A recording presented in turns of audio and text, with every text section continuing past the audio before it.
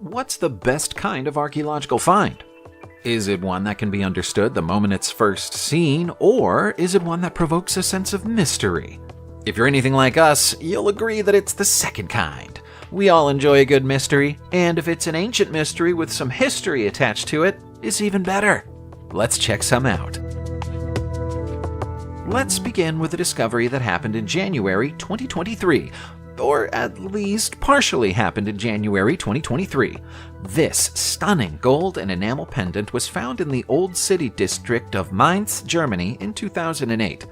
Experts thought it might be a 12th century reliquary, but couldn't open it to find out because the delicate state of the artifact meant that opening it without breaking it was impossible. They tried to X-ray it in 2008, but the results were inconclusive. They're now in no doubt that it is indeed a reliquary because the pendant has been scanned in 2023 using a method known as neutron tomography. The results show 5 small packets inside the pendant, within each of which are splinters of bone. It's to be presumed that these are the partial remains of a significant religious figure, although it may never be possible to verify that person's identity.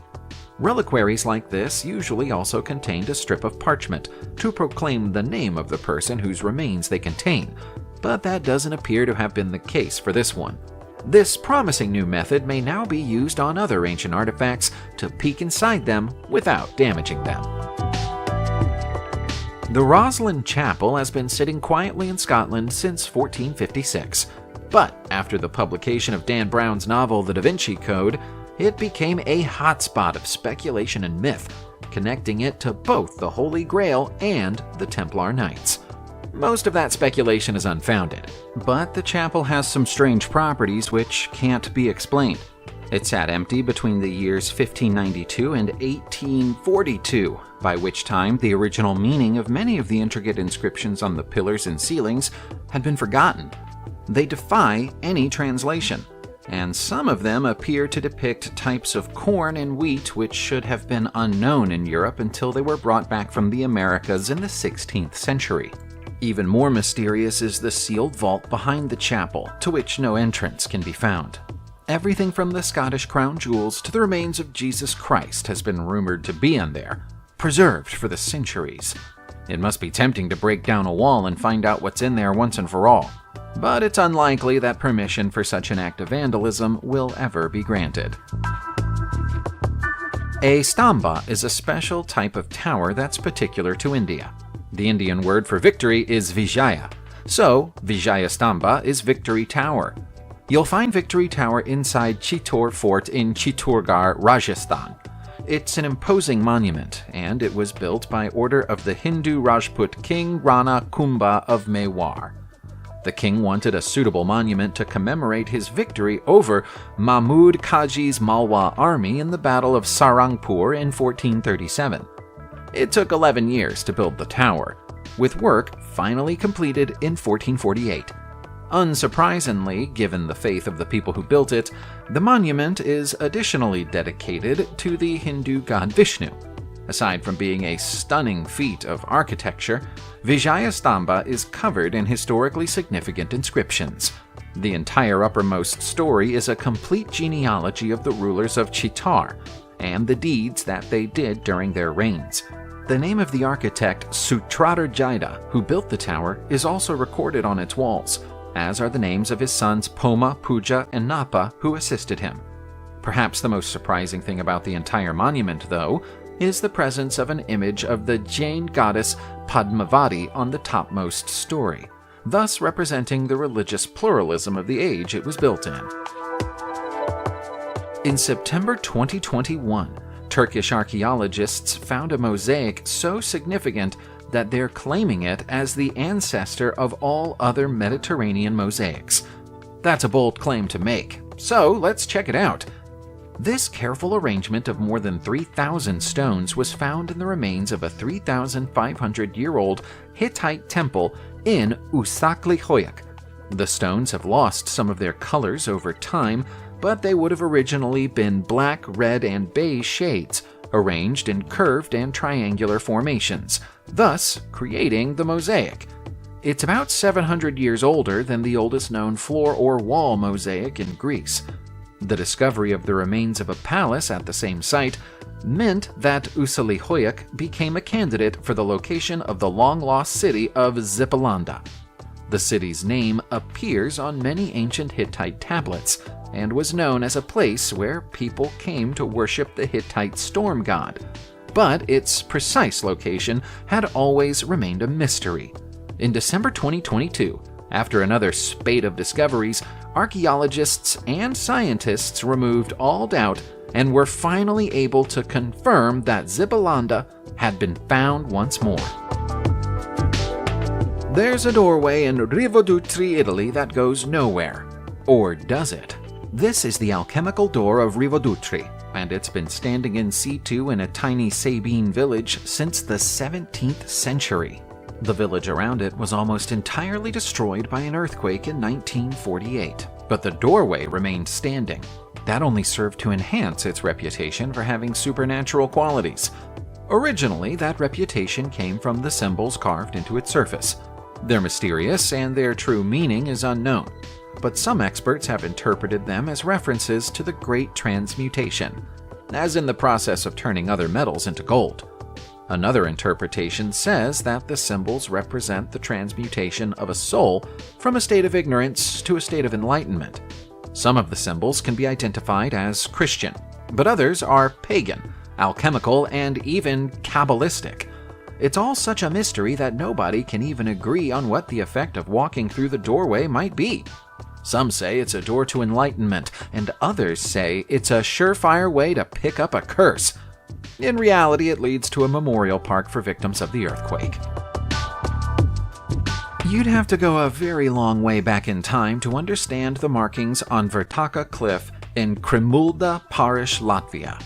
They're considered to be the richest collection of Livonian petroglyph marks in the world, and nobody knows for sure how old they are. The Livonian elders used to claim that they'd lived on Latvia's land for 5,000 years, although that claim is impossible to prove, and they're now considered to be extinct after the last native Livonian speaker passed away in 2013. The markings, which have a few similarities to marks carved onto rocks elsewhere in Europe by early pagans, were discovered by cave researcher Guntis Enins in 1986. Most of them are crosses, circles, or zigzag patterns, although there are also humanoid figures and other geometric shapes.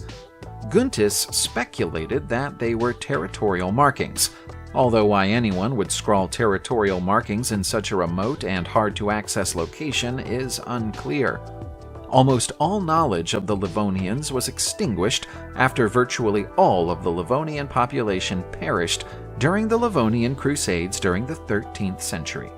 So, sadly, it's likely that we'll never fully understand what these markings were intended to mean. If you were to see the entrance to Cainton Caves in a farmer's field in Shropshire, England, you'd probably assume it was nothing more than a large rabbit's hole. It's not, though. Squeeze through the hole, and you'll find your way to an underground network of tunnels and caverns. Some historians believe that this was a secret meeting place for the legendary Knights Templar. Not everyone's convinced by that idea, though.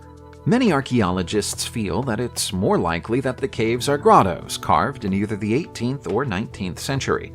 That's over a century after the Knights Templar Order is said to have been disbanded during the 1600s. Even if that's true, nobody knows why they were made or what purpose they once served. There's some evidence within the caves of black magic rites or occult practices, but archaeologists believe that's a more recent development, with believers in the occult gaining access to the caves to perform their rituals in the past few decades. The caves have been partially sealed since 2012 to prevent anyone else from getting in and causing damage, but the mystery remains. What's clear about the Cinca Vecchia Temple Cave in Cinca, Romania, is that it's an extraordinary feat of construction and engineering, that it was built as a place of worship. What's less clear is who built it, when they built it, or why they built it. Also known as the monastery and the Temple of Destiny to the people who live close to it, the cave was carved into the rocks in its underground location approximately 7,000 years ago. Based on the evidence that can be found at the site, it's been used by more than one religious denomination over the passing of the many years. In some places, you'll find the Star of David carved into the wall, whereas the Chinese yin-yang features elsewhere. The temple complex is split into 9 rooms, 2 of which appear to be chapels. Light is provided by a series of shafts that run up to the surface and become skylights. As there's an ancient fortress close by, some archaeologists have speculated that the cave and the fortress were once connected by a tunnel, but no evidence of any such tunnel has been found so far. The name of the Fountain of 99 Spouts in L'Aquila, Italy, tells you almost everything that historians and archaeologists know about the monument. We can tell you that it's a beautiful thing to look at, but we have no idea who made it or why. It's most likely a product of the medieval era, and the fact that each of the faces carved around the fountain's 99 spouts has unique facial features suggests that they're representations of real people. It's possible that they might be depictions of people who were influential in the city during the 13th century. But that wouldn't explain why they're surrounded by pagan symbols, half-human, half-animal creatures, and demonic figures. For a long time, it was assumed that each spout represented one of the many castles that used to stand in this part of the world. But more recent research has proven that there were only 70 castles here at most, and even that figure might be a stretch.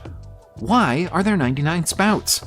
Why did the architect decide that stopping at 99 was a better idea than making it a nice round 100?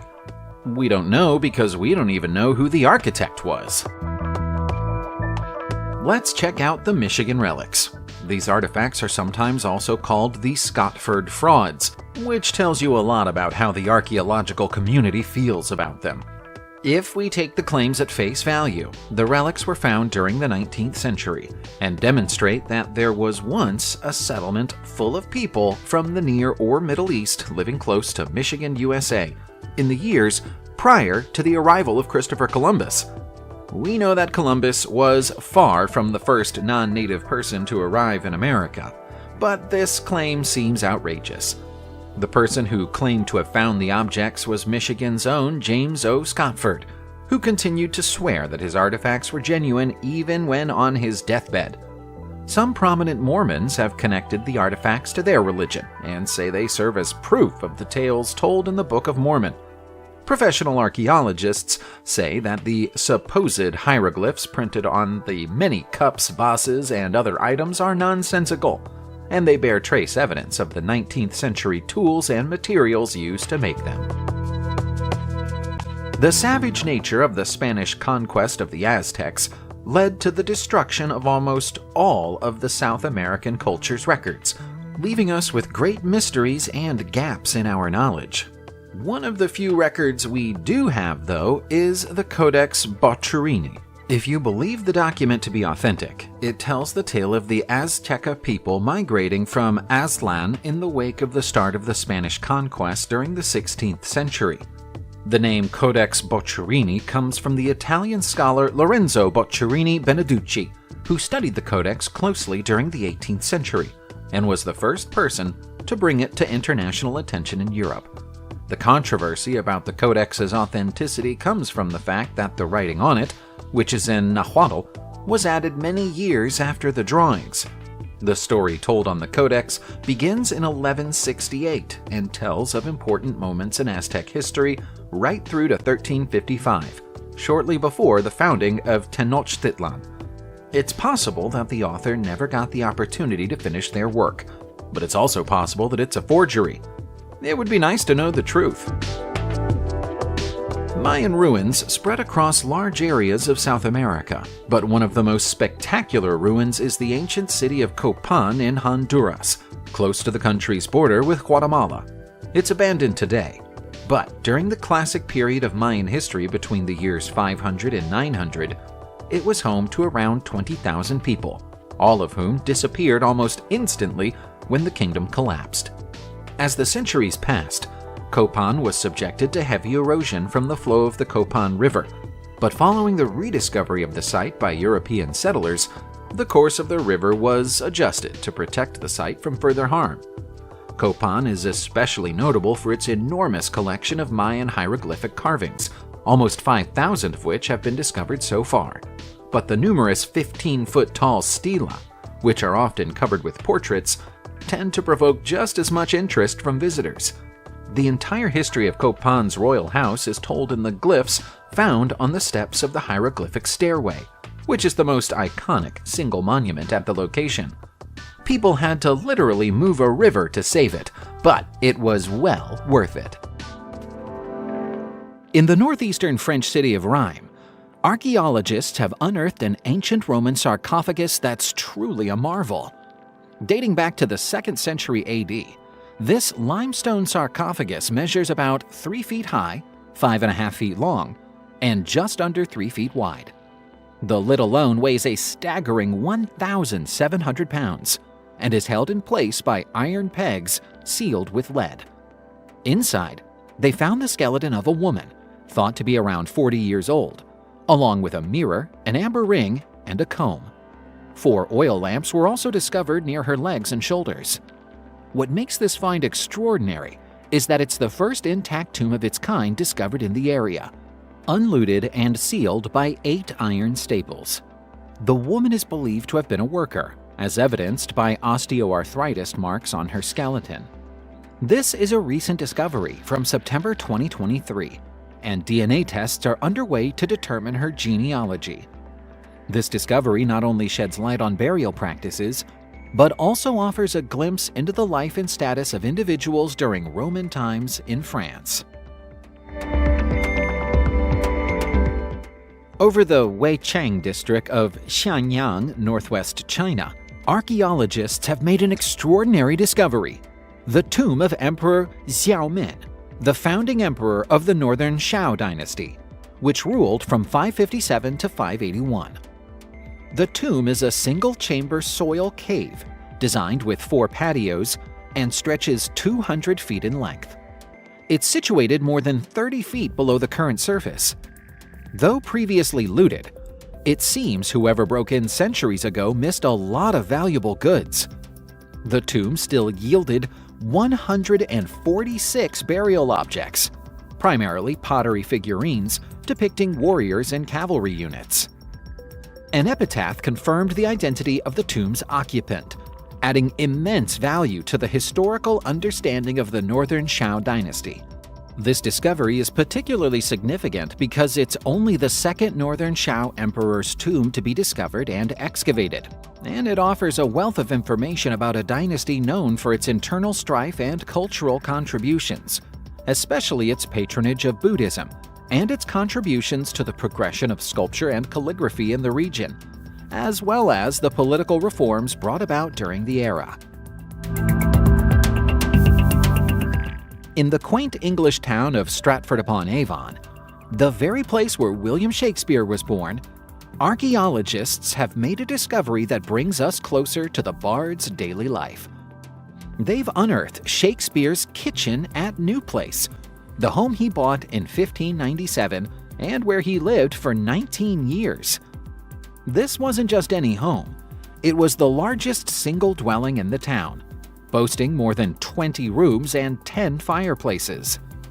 The dig, led by Stratfordshire University's Centre of Archaeology, revealed not just a hearth, but also a cold storage pit and evidence of a brewhouse.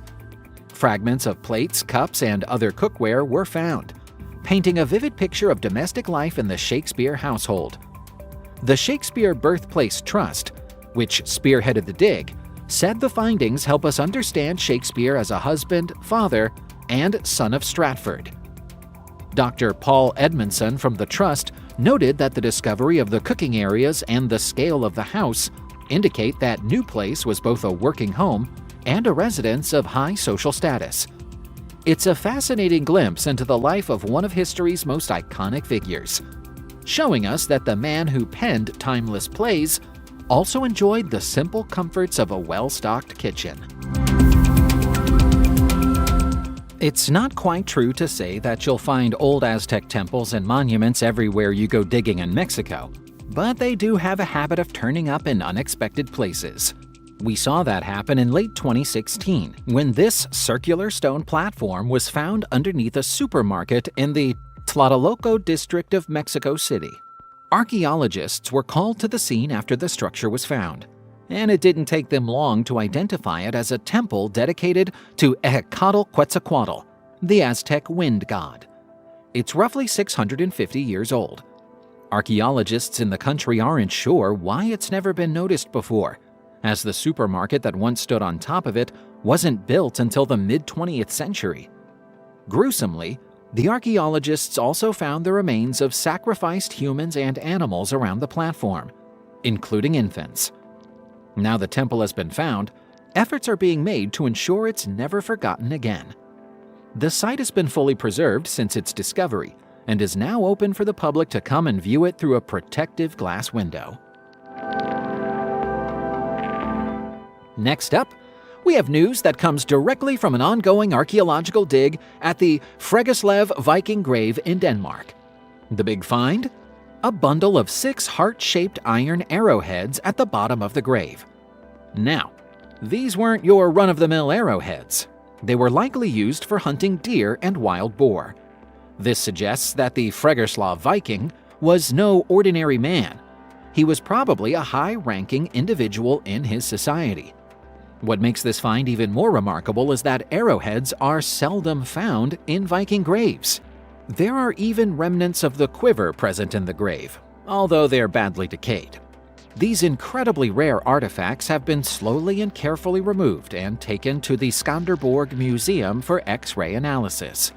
The grave itself is a mere 1 foot deep, but is filled with valuable artifacts made of gold, bronze, and silver. Advanced tech is also being used to analyze the soil for microscopic remains and DNA, which would offer more insights into the Vikings' life and environment. In other words, you might be hearing more about this discovery in the future. Stephenson's rocket was a groundbreaking steam locomotive designed and built by Robert Stephenson in 1829. Contrary to popular belief, it wasn't the first steam locomotive, but it was the first to combine several key innovations that set the standard for locomotive design for years to come. The rocket had a 022 wheel arrangement that was built for the Rainhill Trials, a competition to identify the most efficient locomotive for the Liverpool and Manchester Railway in England. It won the trials and became a template for locomotives for the next 150 years. The rocket was initially preserved in the Science Museum in London and has been displayed at various locations, including the National Railway Museum in York. It's worth noting that the rocket underwent several modifications over the years, making it quite different from its original design. The locomotive's design included a multi-tubular boiler, a significant advancement over previous single-flue designs, and it also featured a blast pipe to improve airflow through the fire, increasing efficiency. The rocket was initially used on the Liverpool and Manchester Railway and later served on Lord Carlisle's railway near Brampton. It was eventually retired and donated to the Science Museum in London, where it has been preserved. Eden's Hall Broch is a remarkable Iron Age structure located near Duns in the Scottish borders. With a diameter of roughly 90 feet, it's one of the few brochs found in southern Scotland, as these structures are more commonly associated with the northern regions. The broch is situated within an older Iron Age hill fort, which has a double rampart and ditches. The site has undergone various excavations, revealing artifacts like a stone spindle whorl, a piece of a jet ring, and even copper ingots. Archaeological evidence suggests that the entire site has been built and demolished at least twice during its long existence. Unusually for structures like this, the broch's walls survive to a height between 3 and 6 feet high, and it features an entrance passage with 2 guard chambers. The site was initially known as Woden's Hall or Castle, named after Woden, the chief god from Anglo-Saxon mythology, but its name later changed, possibly recalling the legend of the 3-headed giant, the Red Etin. Local legends say that there are still more copper ingots to be found at the site, but there haven't been any new discoveries since a single example found with a metal detector in 1976. Sutri is a city steeped in ancient history, located between the Sabatini and Cimini Mountains in Italy. Known for its archaeological significance, the city is surrounded by two riverbeds, the Pramonte and the Rotali. Originally a Faliscan territory, Sutri rose to prominence during the Etruscan era in the 4th century BCE. It was strategically positioned on a tufa cliff, controlling trade routes and earning the title Door of Etruria by the historian Livy. Rome eventually conquered it in 394 BCE, and it became a vital point on the Via Cassia, a major Roman road. The city has seen its share of ups and downs, including a devastating fire in 1433. Among its historical landmarks are the cathedral, built in the pre-Romanesque style, and the antiquarium, which houses Roman and medieval exhibits. The city is also home to an Etruscan amphitheater, hewn out of tufaceous rock, with an elliptical shape measuring about 163 by 133 feet. This amphitheater showcases the architectural prowess of the Etruscans and is a testament to their building skills. On top of all this, Sutri has a rich folklore, including tales of Charlemagne's sister Berta and her son Roland, who became a hero in medieval literature. While we're talking about amazing ancient Roman sites, let's talk about the Crypta Neapolitana. It's the Roman equivalent of a road tunnel, built close to Naples in the year 37 BCE. The tunnel is an impressive feat of construction, measuring more than 2,100 feet, and it was made to connect Naples to the town of Pozzuoli and the Phlegrean Fields. Before the tunnel was built, Naples and Pozzuoli were separated by an enormous marsh, which was thought to be impenetrable. Several workaround roads had been built in the past, but they were long and dangerous. As trade between Naples and Pozzuoli grew in value, a solution had to be found. The architect Lucius Cosicius Octus was entrusted with the project.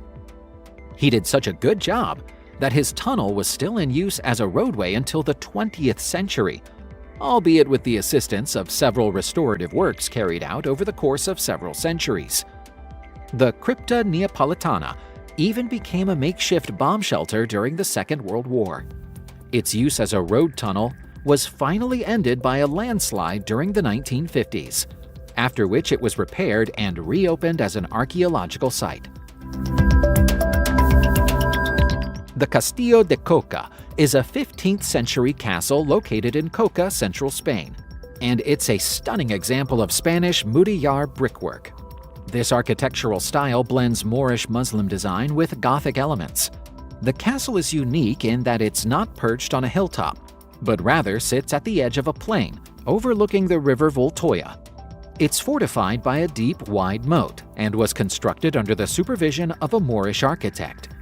The bricks used are specially hardened to withstand sieges, and the castle features intricate geometrical patterns in its design. The ground plan is rectangular and has a three-tiered defense system, including a central keep known as the Tower of Homage. The castle was owned by the House of Alba until the mid-20th century and is now a Spanish national monument. It underwent significant renovations in the 1950s and now houses a forestry school. The castle's history is rich, having survived attacks during the revolt of the Comuneros in 1521 and occupation by French troops from 1808 to 1812. To put that another way, it's shown a lot of resilience to survive to the present day.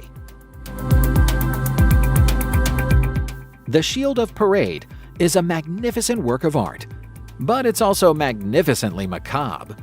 It's currently on display in the British Museum's Medieval Gallery, where it never fails to catch the eye of visitors. On the front of the shield is a painting of a young knight kneeling on the ground, an axe in his hand, a sword at his side, and his helmet and gauntlets lying beside him. Beneath him is a ghastly, leering, death-like figure trying to drag him to his grave, and on the other side of the shield is a noblewoman, watching the whole thing unfold but appearing unmoved by it. The scroll above the scene helps to give it context. It bears the French words "Vous ou la mort," which translates to English as "you or death." The story of the piece is that a knight would rather die than dishonor his lady, or make her lose her love for him by behaving like a coward in battle. A shield like this would never have been used in battle.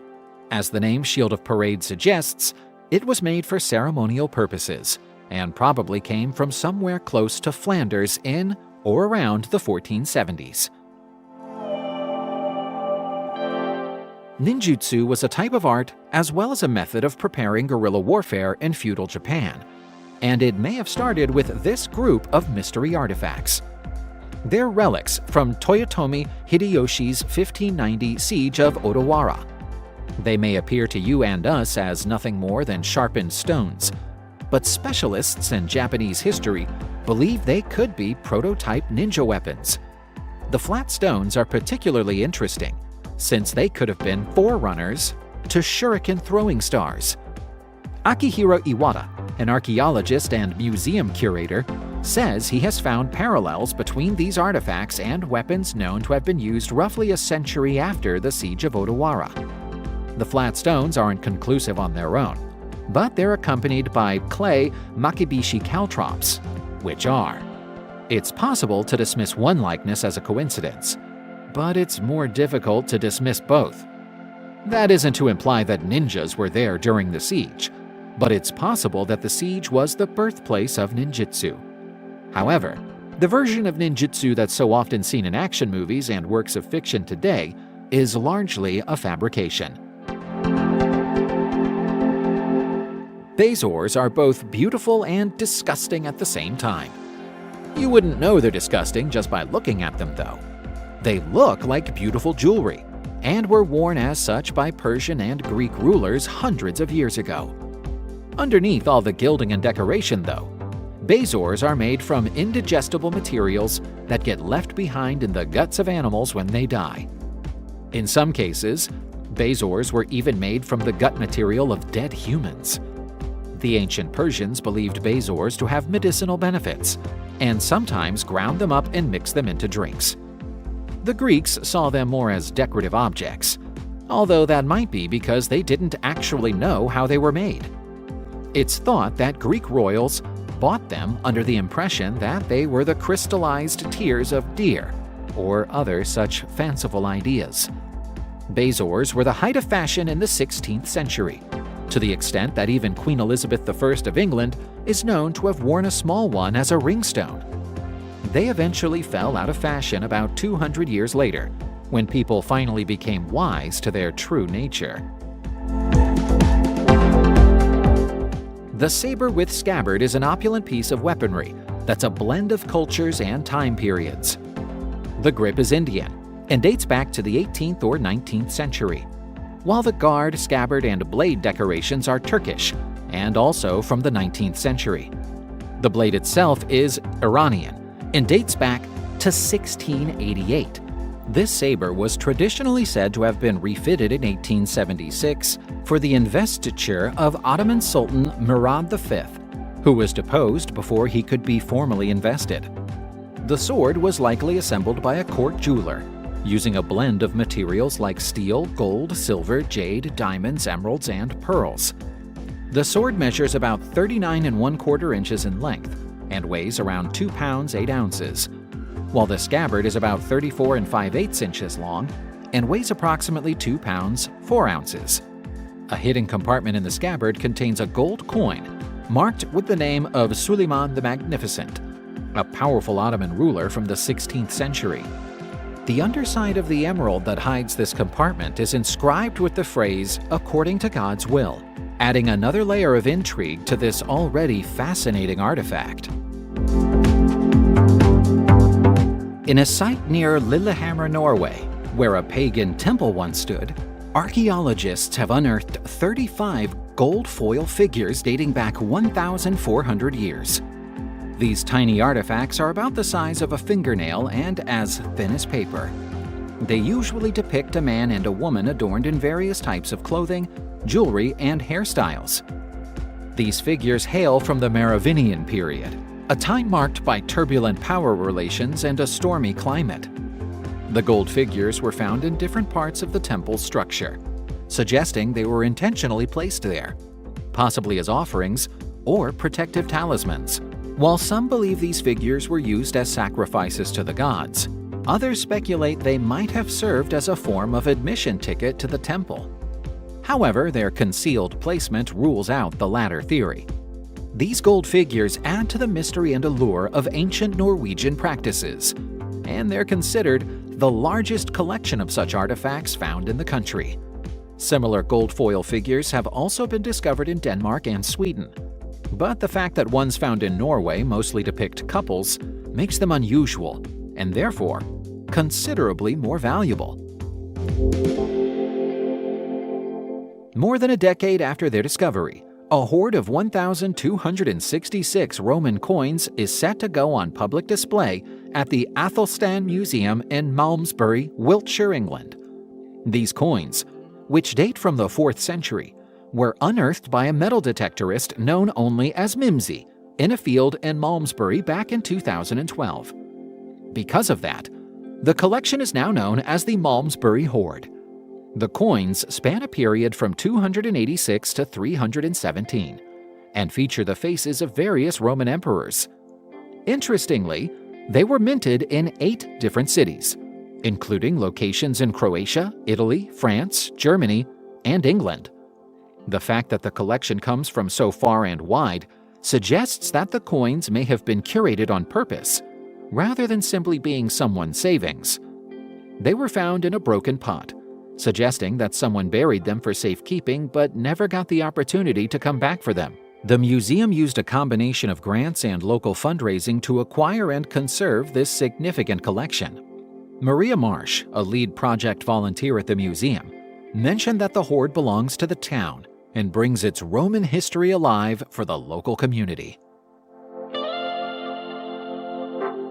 A Kentucky farmer stumbled upon a treasure trove while tilling his field, unearthing over 700 coins from the American Civil War era. Dubbed the Great Kentucky Hoard, this collection primarily consists of U.S. gold pieces, minted between 1840 and 1863.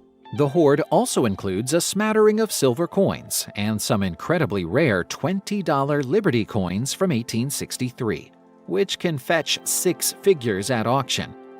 These coins were minted after gold was discovered in California, and are unique because they don't include the phrase "In God We Trust," which was added later in 1866.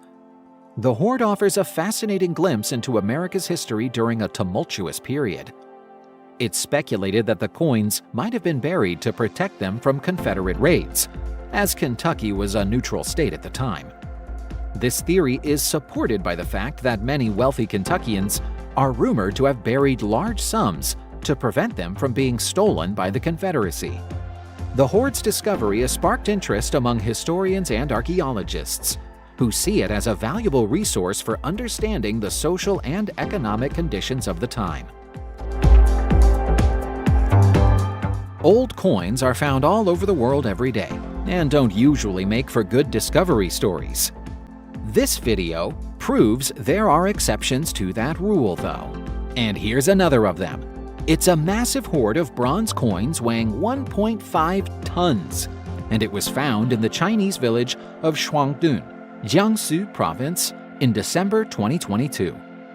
All of the coins were minted within 100 years of each other, beginning in the late Tang Dynasty era of the 9th century and ending in the Song Dynasty era of the 10th. At the time of their discovery, the coins were still held together by straw ropes, passed through the holes in the center, and arranged in neat piles. It's clear that the act of burial was deliberate and was probably intended as a means of safeguarding the hoard. For whatever reason, nobody ever returned and dug the coins back up again. There was a battle between Song and Jin troops close to the site of this discovery in the 10th century, so archaeologists have speculated that there was once a military camp here, and that the coins were the wages of soldiers.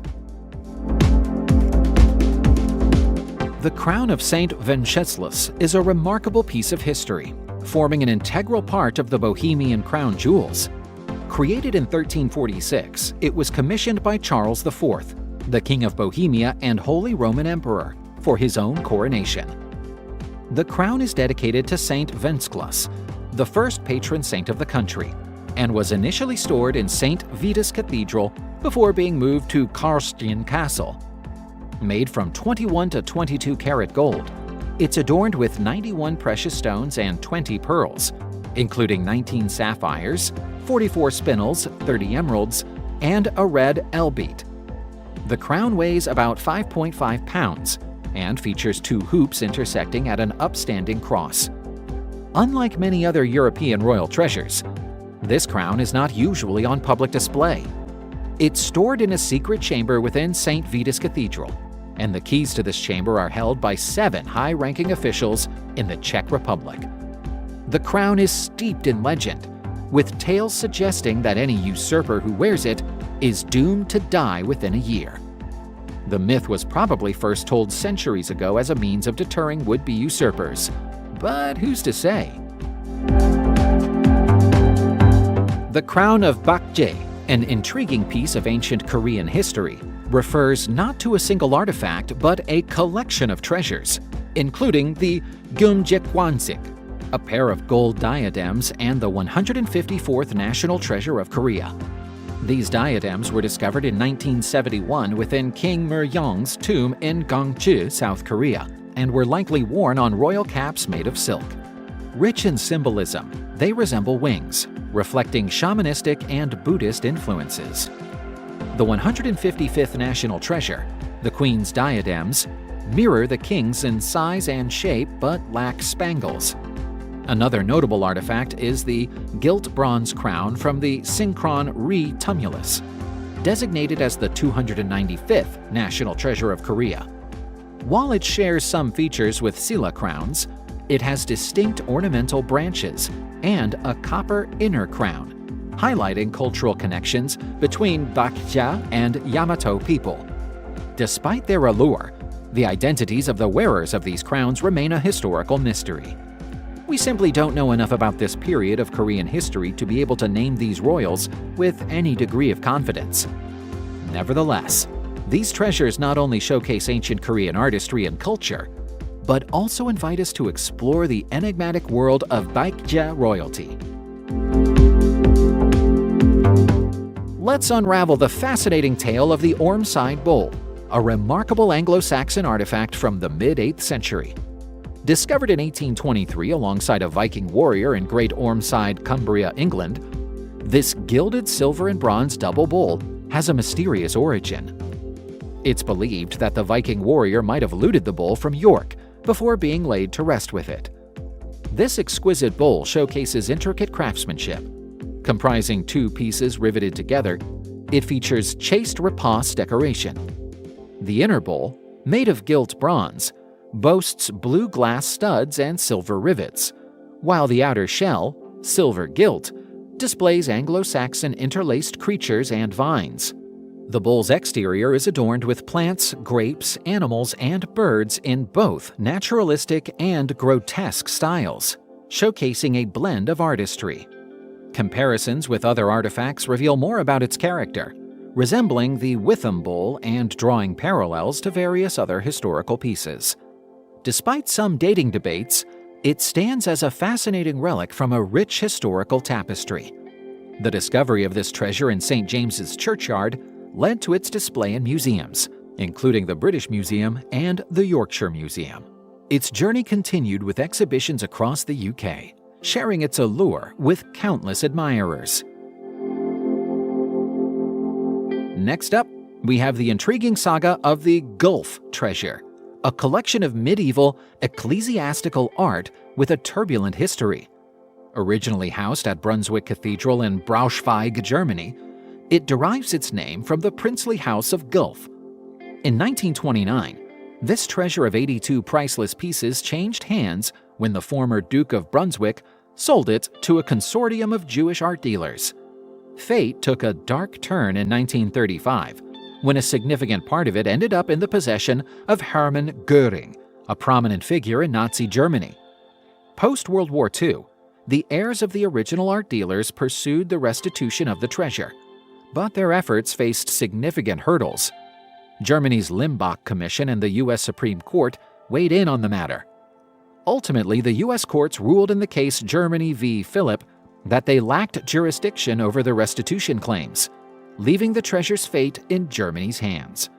The Gilf treasure's journey from a cathedral in Germany to the heart of legal debates offers a glimpse into the complex and contentious world of art restitution.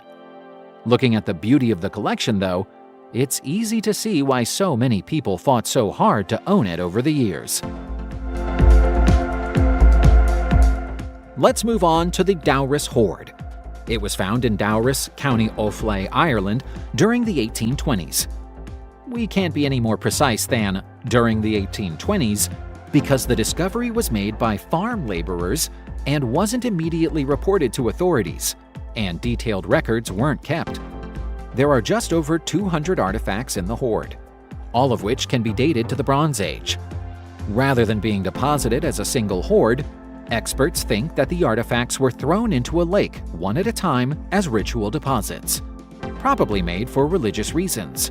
The discovery of the hoard is so important in terms of our understanding of prehistory in Ireland that the late Bronze Age period in the country is now known as the Dowris phase. The changing complexity and sophistication of the artifacts in the hoard show the progression of Irish bronzesmiths and metalworkers as they became more adept at working with sheet metal and casting over hundreds of years. It was once thought that ironworking skills of this magnitude reached Britain from the Hallstatt culture, but didn't make it to Ireland until around 2,600 years ago. But the artifacts in the Dowris hoard prove that to be untrue.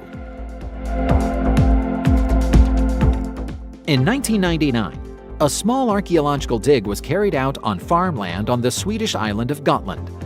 The dig was performed mostly for the benefit of a television documentary about archaeology. A few coins were found during the dig, and the TV crew went home happy with what they'd seen. A couple of archaeologists remained at the site because they were convinced there was more to discover.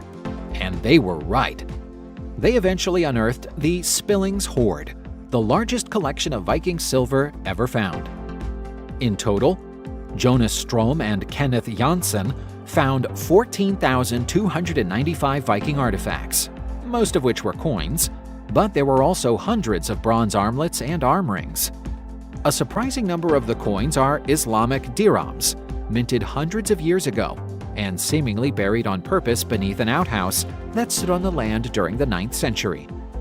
One item commands more attention than all the others, and that's the so-called Moses coin. Minted in the Khazar Kingdom during the 800s, the inscription on the coin is dedicated to Moses rather than Muhammad. That appears to confirm an ancient legend that the rulers of Khazar converted to Judaism.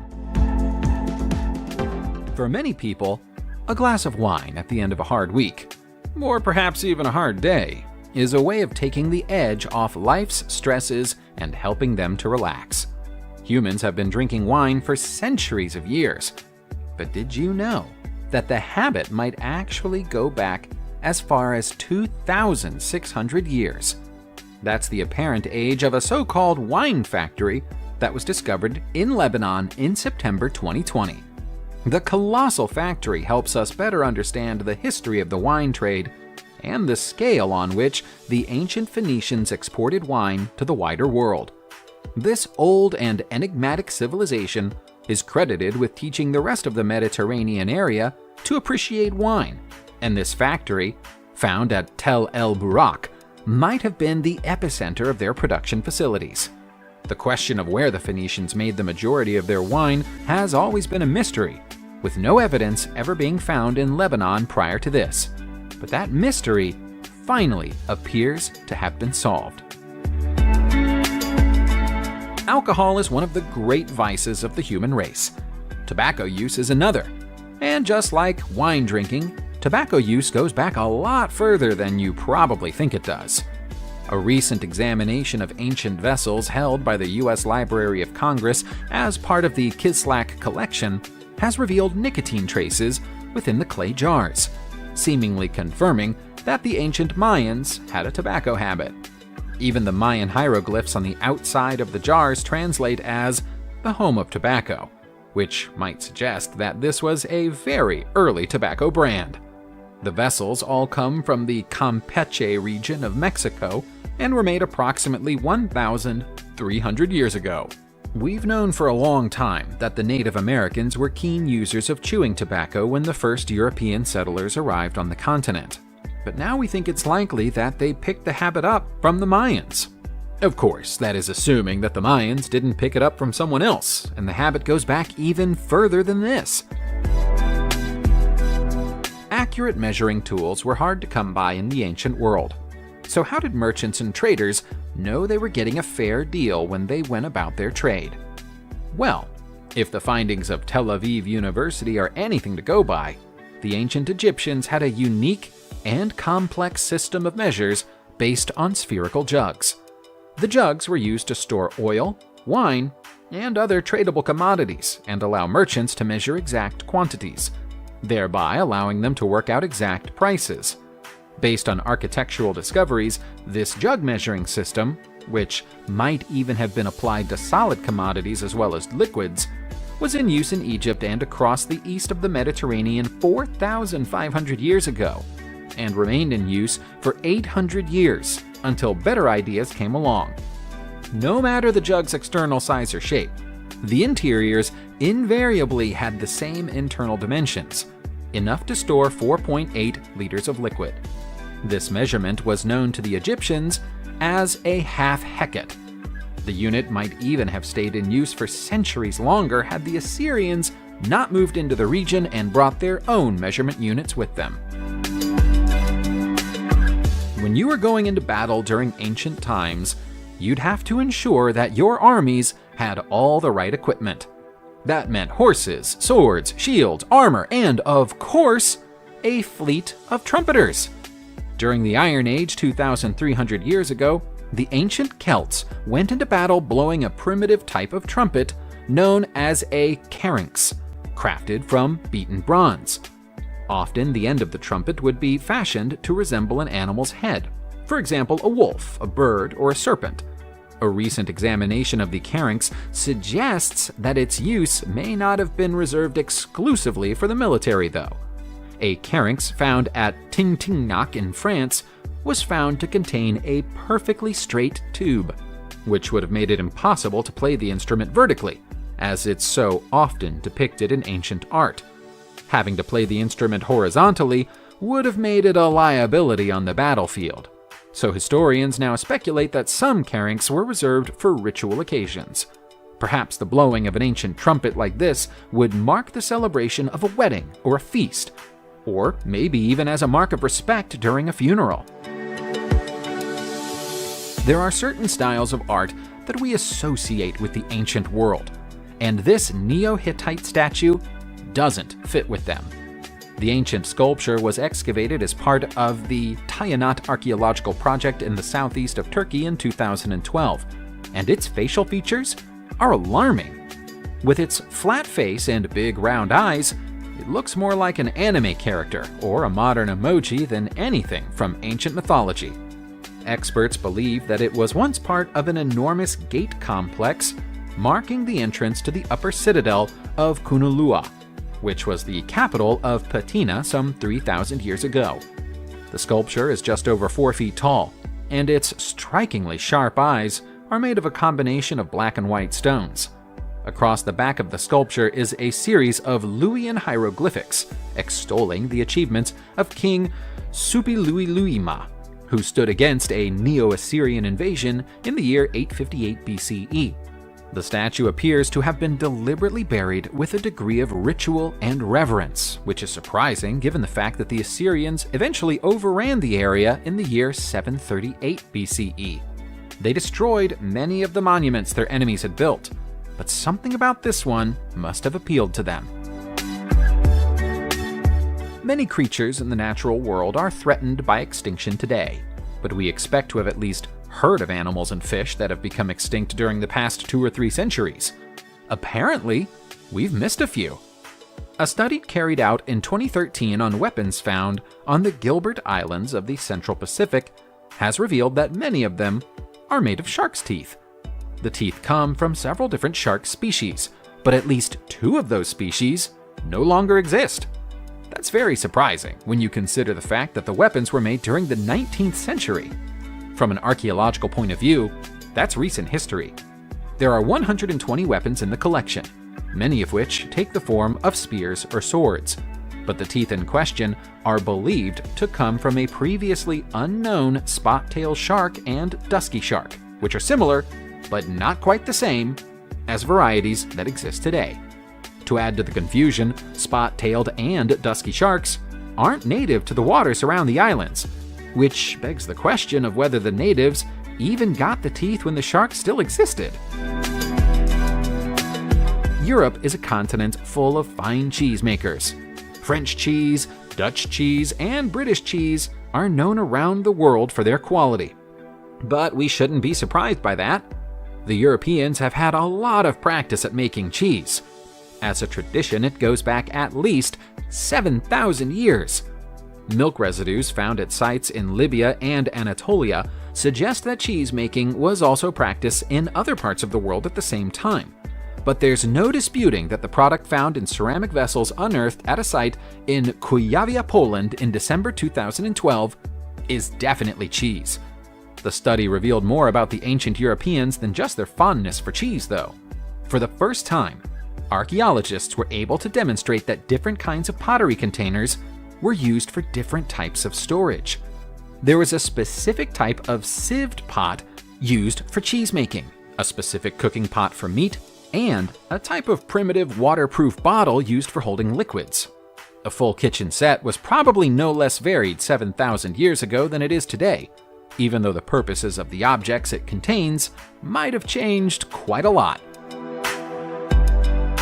Many thousands of years before the first forms of writing were invented, early humans made inscriptions on rocks.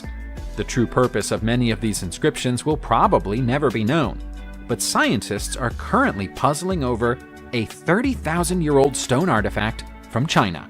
The artifact was originally found at the site of a Paleolithic settlement in Shuidonggu in 1980, but the significance of the markings on it wasn't discovered until 2012.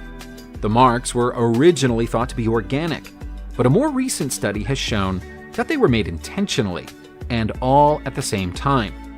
That implies that they might have been a means of counting. 2 of the lines are crossed, and the inner and outermost lines extend all the way around the rock.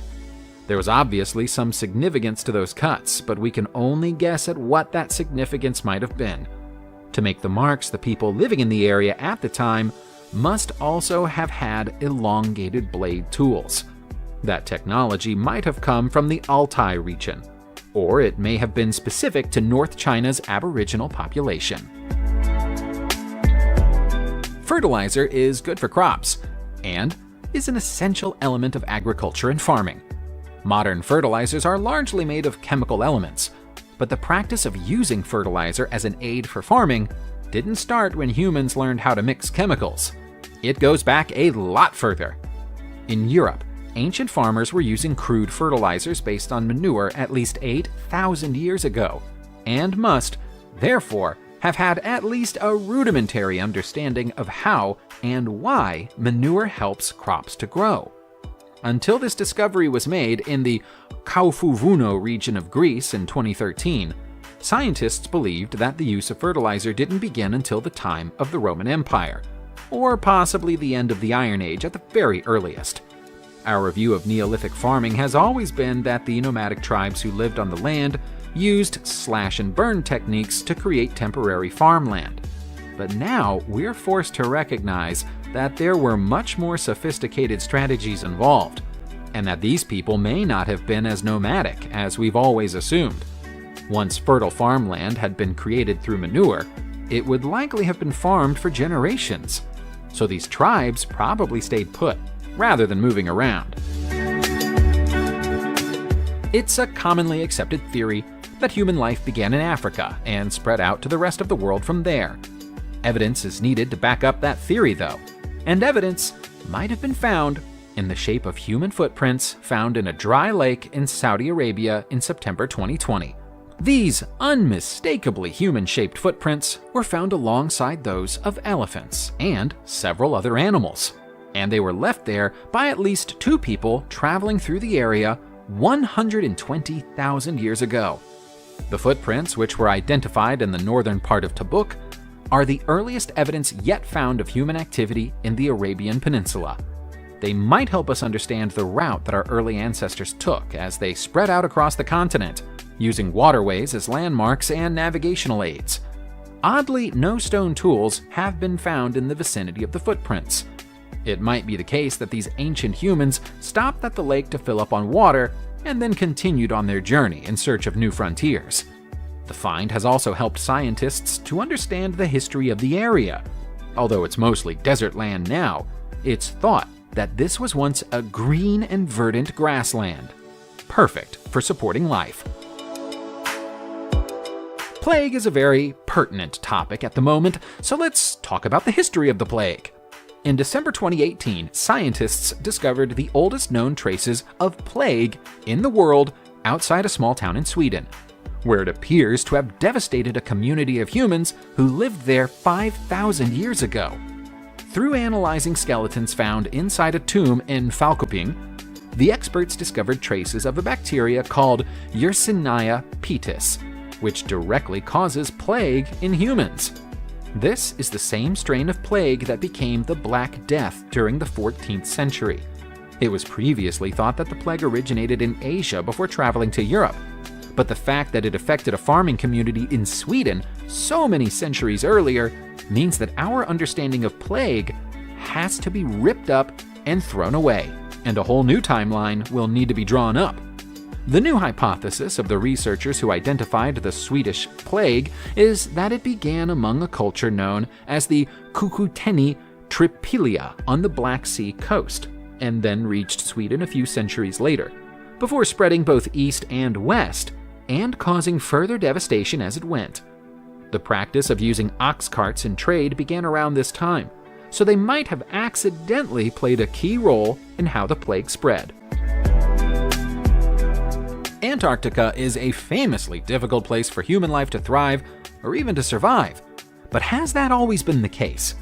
Is it possible that many thousands of years ago, our ancestors lived happily on Antarctica and built great monuments there?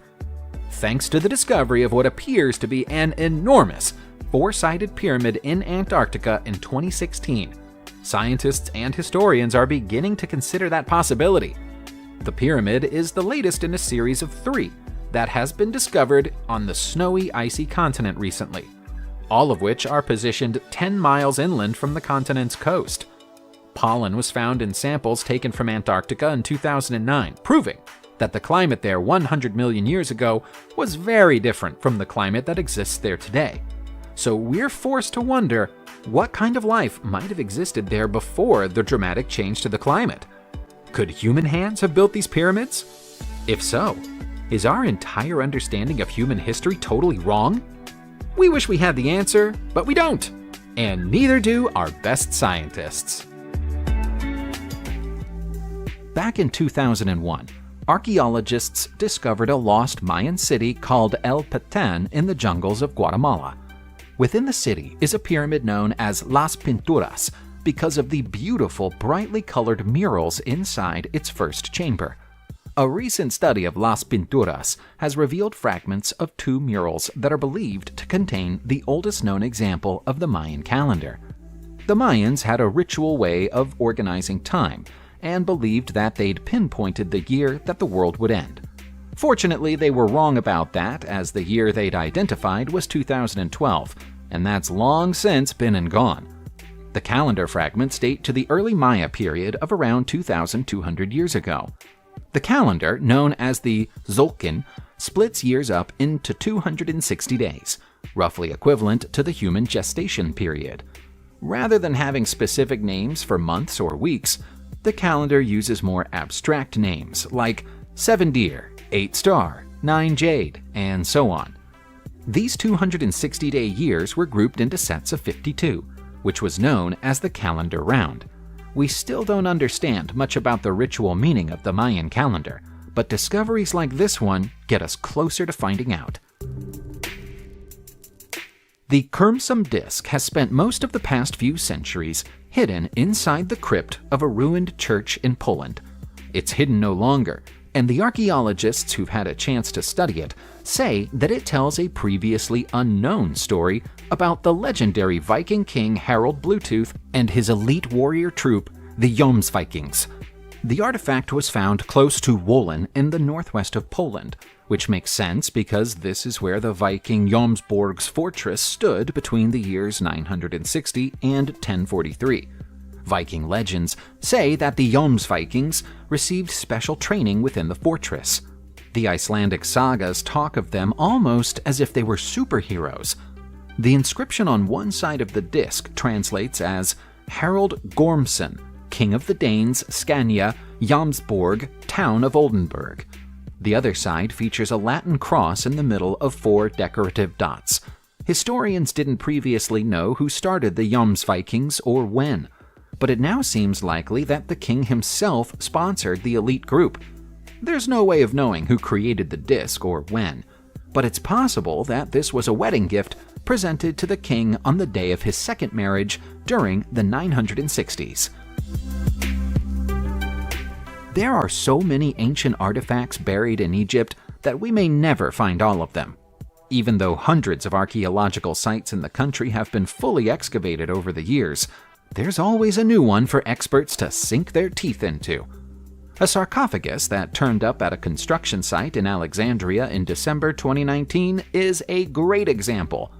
The 2,000-year-old black sarcophagus dates back to the Ptolemaic period and was found 16 feet below ground level by workers from the Supreme Council of Antiquities in Sidi Gabr as they built new offices in the area.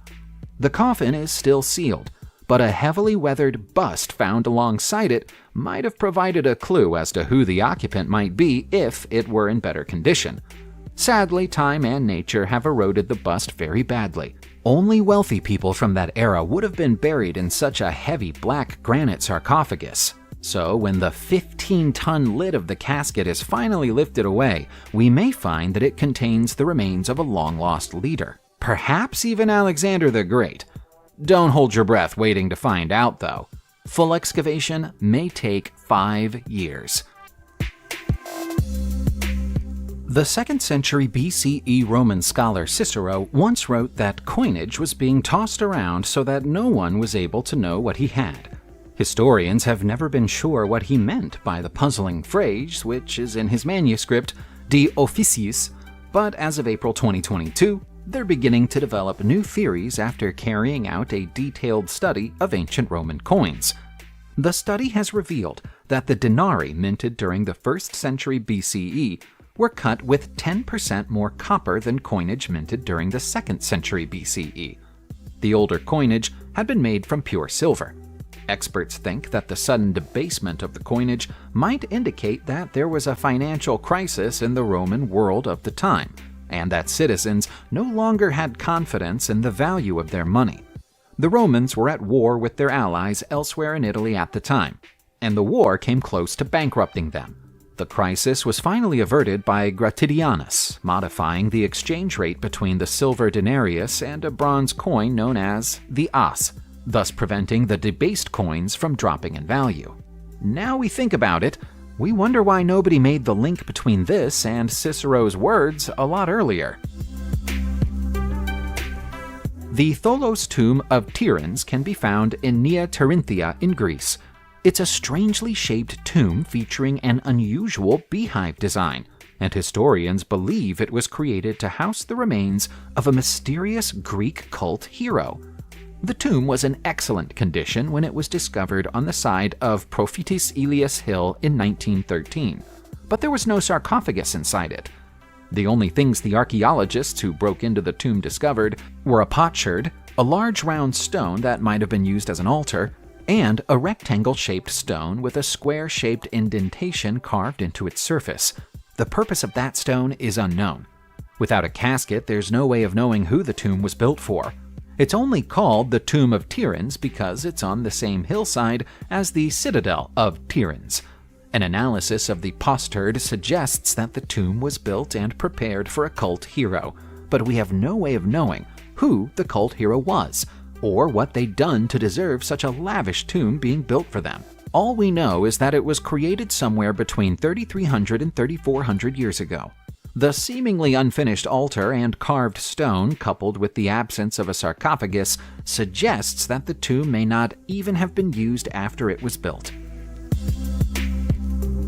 There are a lot of strange stories about Davalis Cave on Pendeli Mountain in Greece. We know that monks lived here in the distant past, and it's also served as a convenient den for thieves. But what are we to make of the many people who swear they've seen demonic figures with cloven hooves walking between the buildings? Davalis Cave takes its name from the locally famous 19th century brigand Davalis, who used the cave as a hideout and is said to have had his men carve secret tunnels that could reach as far as the mansion of a French duchess who lived in the middle of the village. There's no sign of the tunnels at the site, but there is a very rare double Byzantine church carved directly into the face of the rock by 12th century Christian hermits. Before the Christians arrived, the cave was used by worshippers of Pan. Many Pan-related relics have been retrieved from the deeper reaches of the caves, including figurines, musical instruments, and the mummified body of a woman. Electronic instruments are said to cut out without explanation in the middle of the cave. Water is said to run uphill rather than down, and cat-like creatures walking on hind legs have been sighted in the darkness. Even the locals give this old hideout a miss. The spheres of Ottosdal in South Africa only count as mysteries if you're prepared to ignore mainstream scientists.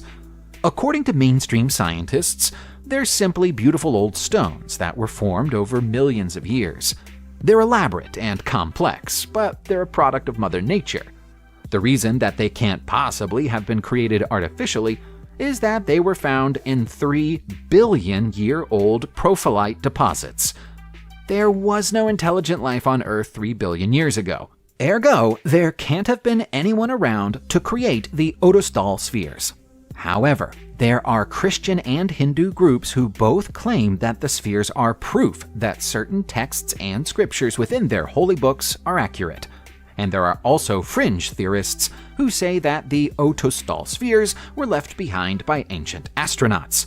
A few of those fringe theorists even say that the existence of the spheres is concrete proof of the existence of extraterrestrial life. To Christians, they are proof that there was an intelligent, advanced civilization that existed on Earth before the biblical flood. The most likely explanation for their existence is that the scientists are right, and they were created through natural processes, but there's just enough doubt to keep things interesting. In 1928, excavation work at the Royal Cemetery in the Iraqi town of Ur led to the discovery of 2 utterly perplexing works of ancient art. One of them in particular has gone on to achieve worldwide fame. It's the statue that's known as the Ram in a Thicket, and it's in such startlingly good condition you could easily believe that it was created within the past 12 months. In reality, it's more like 4,500 years old. While it's a beautiful work of Mesopotamian art, working out what it's supposed to represent has proven to be a challenge beyond the skills of everyone who's tried it so far. The statue was found in the same tomb as the remains of many royal servants, and so it may have a meaning connected to servitude and duty, but that's just a guess.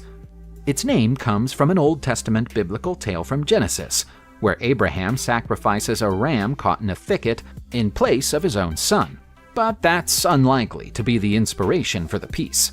We'll probably never know what the artist's intentions were, or why nothing else like this has ever been found elsewhere in Mesopotamia.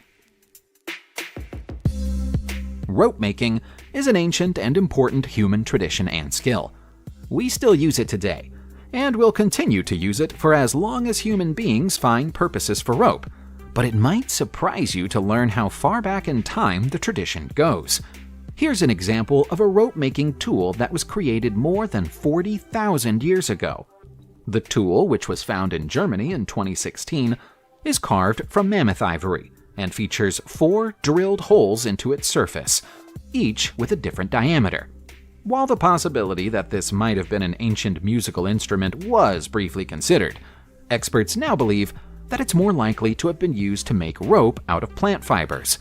The precisely cut nature of the spiral drilled holes even shows that our ancestors could make ropes of different thicknesses, depending on what they might have needed to use them for.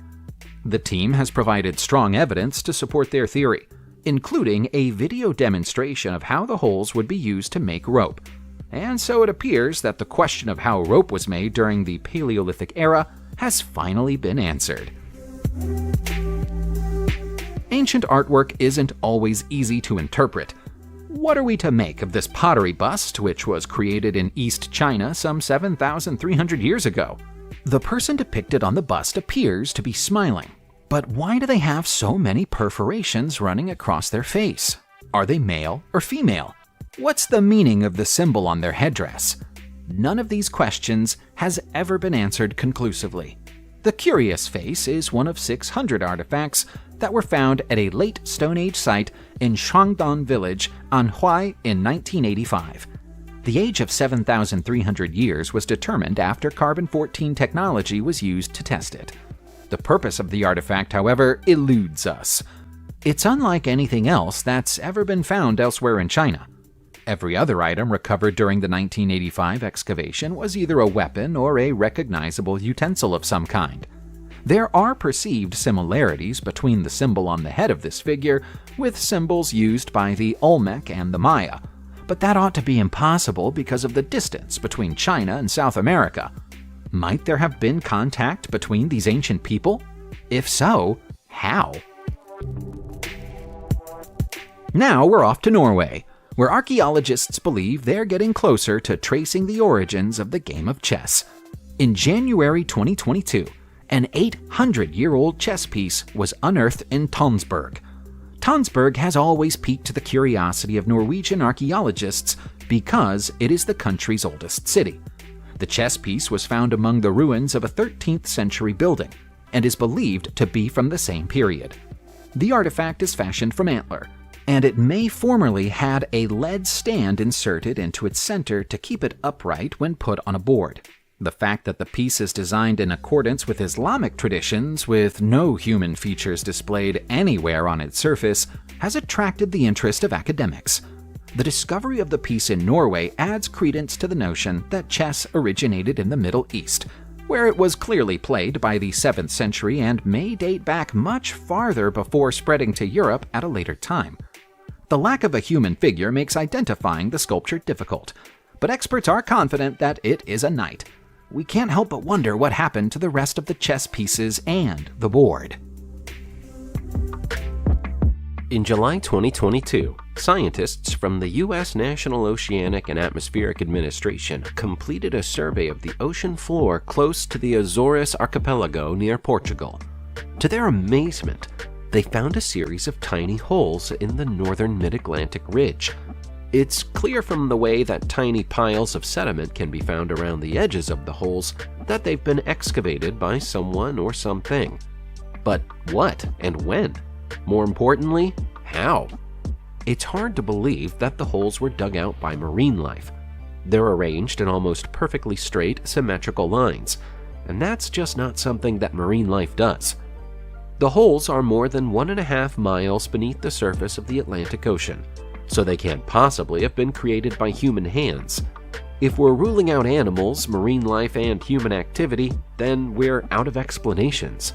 Nobody has any idea how the holes got there, but scientists are in general agreement that they didn't get there through any natural process. A week after the initial discovery, the same team found another set of holes more than 300 miles away from the first set. What on earth is happening at the bottom of the ocean? Here's another strange sight from July 2022. A pilot crossing the Atlantic spotted this mysterious red glow out of the window of his cockpit while crossing the Atlantic. He says he's never seen anything like it before, and nor have any of his colleagues. He posted the photos on Reddit in the hope of finding an explanation, But all he got instead was hundreds of fans of the Netflix TV show Stranger Things telling him he'd found the gateway to the Upside Down. As strange as the red glow looks, it's possible that there's a rational explanation for it. Industrial fishing boats sometimes use large panels of red LED lights as a way of attracting schools of fish, and the glow might be the lights reflecting on the clouds. There are a few problems with that explanation, though. Firstly, if the lights were so bright that pilots could see them, they'd see them regularly, and there wouldn't be anything unusual about these pictures. The second is that the red light process is used almost exclusively to attract sari fish, which are found in the Pacific. These pictures were taken above the Atlantic. Maybe the explanation isn't as good as it first appeared to be. We appreciate that some of our viewers might be afraid of snakes. If you're one of them, this would be a good time to close your eyes for a minute. In March 2022, these incredible photos of a so-called furry green snake swimming in a swamp were taken in Sakon Nakhon Province, Thailand. Most people would be terrified by such a discovery, but the photographer, known only as Tu, took pity on the creature swimming in such dirty water and took it home with him. He put it in a jar of clean water and showed it off to his family, but neither of them had ever seen anything like it before. They took more pictures and videos and posted them on the internet in the hope that the internet would do its thing and provide them with an explanation. In the meantime, they fed it small fish to keep it alive. The first suggestion is that it could be a puff-faced water snake that spent so much time in the swamp that it now has moss growing on its body. If that's the case, the moss would come off the next time the snake sheds its skin. Sadly, we don't know what happened to the snake after the initial reporting, so we have no idea whether the theory was correct. It's a generally accepted fact that the Nazis experimented with fringe science, the occult, and ancient mythology in an attempt to gain an advantage during the Second World War. Legend has it that some of the most bizarre and perverse of those experiments took place in a secret location in Antarctica known as Base 211 within a Nazi-claimed area of the frozen continent called New Swabia or Neuschwabenland. If Base 211 ever existed, it's likely to have been within the Mühlig-Hoffmann Mountains. The official line is that there's no such base. But if that's the case, we have to question why the American polar explorer Admiral Byrd was sent to the location in 1946 as part of Operation High Jump. Officially, Operation High Jump was a training exercise. In reality, it included a full-sized carrier, a pair of seaplane carriers, 2 destroyers, 2 escort ships, 2 fueling ships, a submarine, and 4,700 troops. Nobody sends a training mission of that size to such a remote location. Byrd would later report that he'd found a green valley with a running stream beyond the mountain range, where no green valley should exist. His mission was terminated in mysterious circumstances in February 1947. Were Byrd and his army looking for Base 211? Did he find it? We'll probably never know. Next, we go to the Hagia Sophia Grand Mosque of Istanbul, Turkey, where several strange pieces of parchment were found behind a marble block in November 2021. There are 5 pieces of parchment in total, all of which are covered in a runic script accompanied by drawings. The runes make the parchment look ancient, but authorities believe that the pieces were left there quite recently. As evidence of that, there are photographs included with the drawings. As a second point, the parchment was found wrapped in a plastic bag. However, just because the parchment was placed there recently doesn't mean that the parchment itself isn't several hundred years old. No translation for the messages has yet been made public, and the meaning of the photographs is unknown.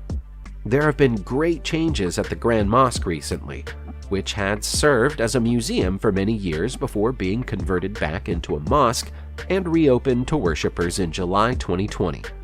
Whether this package was intended to be a time capsule left at the time of the reopening is unknown, but it's strange that more information hasn't been given to the public. Our next discovery is plain weird. and slightly disturbing. In October 2019, a sculpture of the face of a baby was found on the beaches of Bexhill and Eastbourne in England. The sculpture looks like a cast and so might have been taken from a real baby. It was found by Errol Spinks and his partner Louise Batt as they were out walking on the beach. Errol was so disturbed by the discovery that he considered informing the police. When photos of the sculpture appeared in the local press, another woman got in touch with the Sussex World newspaper to confirm that she'd seen the same object on the beach 2 weeks earlier. She sent in her own photographs as proof and said she'd briefly considered picking it up and taking it home before deciding it would be better to leave it where it was. Local newspapers have appealed for the artist or anyone else who knows anything about the baby face to come forward, but nobody ever did. It's unlikely that the sculpture is very old, but why was it made? And why was it seemingly left on the beach deliberately? We hope there isn't a tragic story behind all of this. The mysteries in this video keep getting weirder.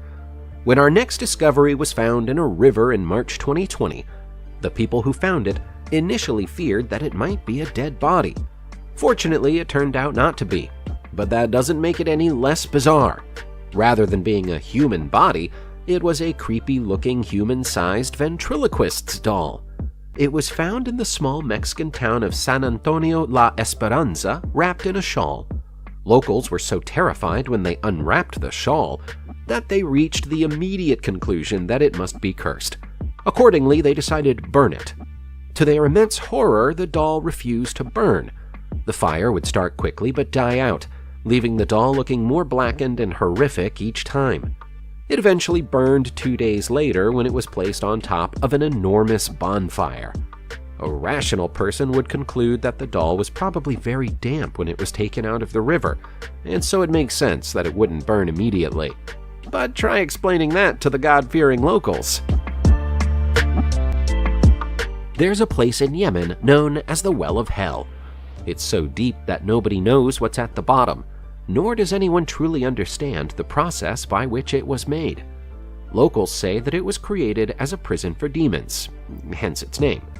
We can probably disregard that suggestion, but it would be nice to have a scientific explanation. Most scientists think the colossal hole, which is also known as the Well of Beirut, has been where it is for millions of years.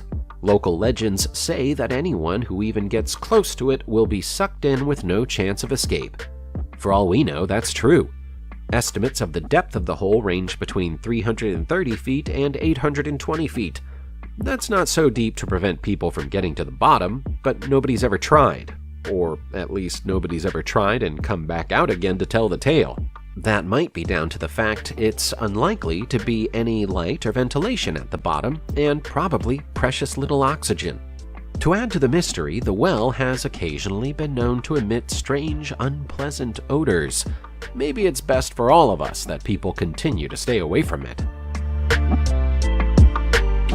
Rumors of a gang of Satan worshippers holding ceremonies in the woods began to spread when this bizarre sculpture turned up in a park in Toronto, Canada in December 2020. Looking at it, we're not surprised. It's a truly horrific sight. As best as we can tell, we think it's intended to be a female figure with demonic horns carrying 2 lanterns for unknown reasons. There was once a circle of stones in this forested area of Hyde Park known as the Witch's Circle, and some local residents wondered if the new sculpture might be related. Other residents, presumably the younger residents, noted that their new landmark looked a little like something from the sci-fi horror show Stranger Things, which is the second time the show has turned up as a relevant reference in this video. Woo! The artist eventually identified themselves to a local paper, using only the initials MA, and said they wanted their work to be viewed as guerrilla art. They also noted that it was originally a male figure, and only looks female now because someone vandalized it. Within a few days of its appearance, someone added an offering jar to one of its arms. So even if it wasn't being worshipped before, it might be happening now. We've all heard about crop circles, but how about tree circles? When aerial photographs of a forest in the Miyazaki prefecture of Japan surfaced on the internet recently, conspiracy theorists were all over them in a flash. Surely, only aliens could be responsible for creating such intricate patterns with trees. Actually, no. This is a form of experimentation, but its origins are distinctly human. These are Japanese cedar trees, known as sugi, and they were deliberately planted in concentric circles more than 50 years ago as part of a forestry project. With space in Japan limited, the government of the 1970s wanted to rethink small matters like tree spacing to see if more could be done in limited spaces. Each tree was planted in a radial increment of 10 degrees, creating a total of 10 concentric circles. They didn't imagine they'd cause such a stir when someone invented Google Earth decades later. The experiment seems to prove that tree density has an impact on growth, and the effect is now spreading out into the rest of the forest. The patterns were artificial at first, but now they occur naturally. We guess that makes the experiment a success. The Ajanta Caves in Maharashtra, India are a popular tourist attraction. Tour guides are happy to take money from visitors and show them around the site, but they aren't able to explain the full story of who carved them into the rock or why. The caves are full of priceless Buddhist relics and appear to have been in a perpetual state of building for more than 8 centuries. The earliest network of caves was carved into the rock around 2,200 years ago and contained frescoes considered to be sacred by Buddhists. It wasn't until the year 600 that the final cave was completed, by which time murals were still being added, but the standard of the artwork appears to have suffered a little down the centuries. Bizarrely, the caves have been built to perfectly resemble wooden temples, even including imitations of wooden rafters and beams in the ceilings, even though none are required from a structural point of view. The intricacy of some of the designs would be considered complex even by modern standards, so how they were designed and built before the Common Era is a question scientists can't answer. The tale of the Bolosian sphere is quite a wild one. It's a device made by a Greek spiritualist during the 1950s, through which he claimed to be able to capture images and take photographs of spirits and also Venusian life forms. The story sounds utterly absurd. So why has science had such a difficult time disproving it? Alexandros Bellos claims to have seen otherworldly entities while high in the mountains during his time with the Greek army in 1940, and spent the rest of his life trying to prove the existence of what he'd seen. Believing the entities were attracted by the low oxygen levels on mountaintops, he created his device, which was a glass vacuum bell, and set to work trying to capture some of them. Whether or not the shapes and figures he photographed within the sphere are the spirits of the dead or visitors from another world is for other people to decide. What can't be doubted, though, is that something did indeed appear within the sphere, and there ought to have been nothing there at all. Sessions with the sphere happened in front of experts and journalists, and all of them reported seeing something within the glass dome.